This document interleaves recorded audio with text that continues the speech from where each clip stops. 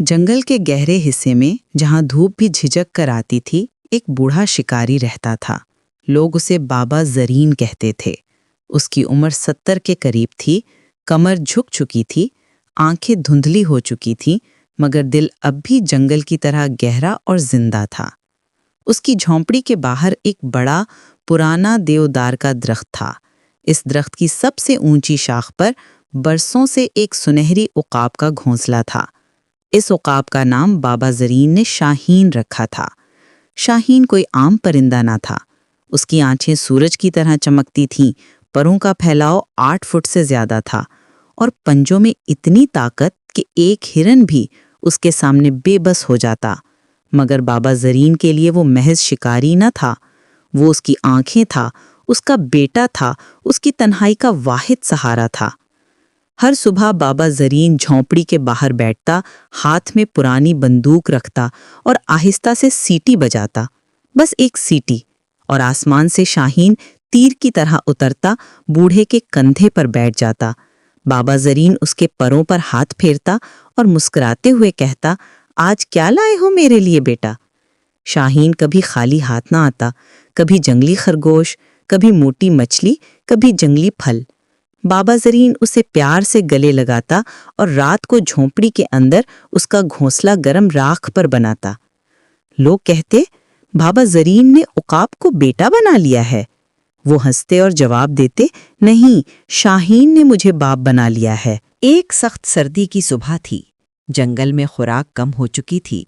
बाबा जरीन की झोंपड़ी में आटे का आखिरी मटका खाली हो चुका था। उसकी कमजोर टांगों में दर्द था, मगर वो उठा। आज आखिरी शिकार करना है शाहीन। अगर आज कुछ ना मिला तो हम दोनों भूख से मर जाएंगे। शाहीन ने बूढ़े की आवाज सुनी, परों को फड़फड़ाया और आसमान में बुलंद हो गया। बाबा जरीन लंगड़ाता हुआ जंगल के गहरे हिस्से में चला गया, जहां एक बड़ा जंगली सुअर देखा गया था। सर्द हवा कानों को काट रही थी। बाबा जरीन ने बंदूक संभाली, मगर उसकी आंखें अब धुंधला चुकी थीं। वो सुअर को ठीक से देख ही ना सका। अचानक जंगल में घुमसान की आवाज आई। झाड़ियां हिली, जमीन कांप उठी। एक जख्मी, गजबनाक जंगली सुअर बरास्ता बाबा जरीन की तरफ दौड़ा आ रहा था। उसके दांत तेज खंजर की तरह चमक रहे थे। बूढ़े ने बंदूक उठाई, मगर हाथ कांप गए। गोली लगने से पहले ही सुअर उस पर हमला आवर हो जाता। उसी लम्हे आसमान फटा।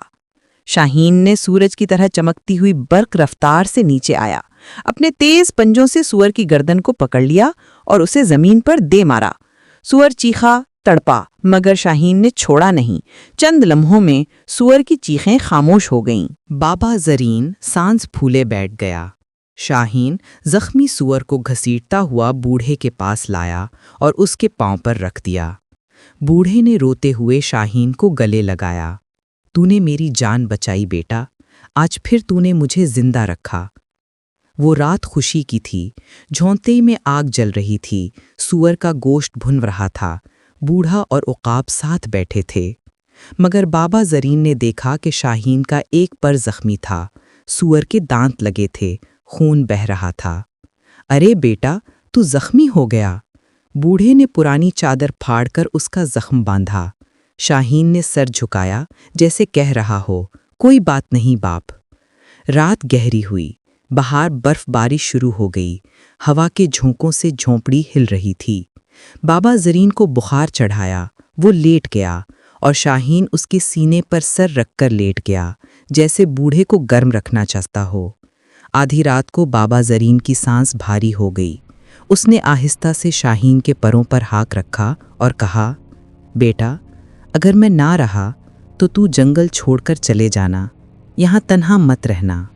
शाहीन ने सर उठाया, बूढ़े की आंखों में देखा और एक गहरी दर्द भरी चीख मारी जो पूरे जंगल में गूंज गई। सुबह हुई तो बर्फबारी और तेज हो गई। झोंपड़ी का दरवाज़ा बर्फ से बंद हो चुका था। बाबा जरीन की सांस अब रुक रुक कर आ रही थी। उसकी आंखें बंद हो चुकी थीं। शाहीन ने देखा कि उसका बाप मर रहा है। वो उड़ा, देवदार के दरख्त पर गया, अपने पंजों से जड़ी बूटियां इकट्ठी कीं जो बूढ़ा कभी बुखार में इस्तेमाल करता था, और उन्हें चोंच में दबाकर वापस आया। مگر بابا زرین ہل نہ سکے۔ شاہین پریشان ہو گیا۔ اس نے سوچا اگر میں گاؤں جا کر مدد لاؤں تو شاید باپ کو بچا لوں۔ وہ اڑا۔ برفانی طوفان میں زخمی پر کے ساتھ وہ گاؤں کی طرف اڑتا چلا گیا۔ گاؤں والوں نے آسمان میں ایک بڑا عقاب دیکھا جو لڑکھڑاتا ہوا آ رہا تھا۔ لوگ خوفزدہ ہو گئے۔ ارے یہ تو بابا زرین کا خونخوار عقاب ہے، اس نے ضرور بوڑھے کو مار ڈالا ہوگا اور اب ہم پر حملہ کرنے آ رہا ہے۔ کسی نے چلایا، مارو اسے، یہ درندہ ہے۔ ایک نوجوان نے بندوق اٹھائی۔ شاہین ابھی گاؤں کے اوپر تھا، اس کی چونچ میں جڑی بوٹیاں تھیں، آنکھوں میں آنسو اور دل میں صرف ایک خواہش، اپنے باپ کو بچانا۔ گولی چلی۔ شاہین کی چیخ آسمان پھاڑ گئی۔ وہ برف پر گرا، خون برف کو سرخ کرتا گیا۔ اس کی چونچ سے جڑی بوٹیاں بکھر گئیں۔ گاؤں والے دوڑے۔ جب وہ قریب پہنچے تو دیکھا عقاب کے پنجوں میں بوڑھے کی پھٹی ہوئی چادر کا ٹکڑا تھا، چونچ میں بخار کی دوا، اور آنکھیں اب بھی جھونپڑی کی طرف دیکھ رہی تھیں۔ لوگ سمجھ گئے، سب رو پڑے۔ وہ بابا زرین کی جھونپڑی تک پہنچے تو بوڑھا مردہ پڑا تھا۔ اس کے سینے پر شاہین کے پروں کا ایک پر رکھا تھا، جیسے وہ آخری لمحے تک اپنے بیٹے کا انتظار کر رہا ہو۔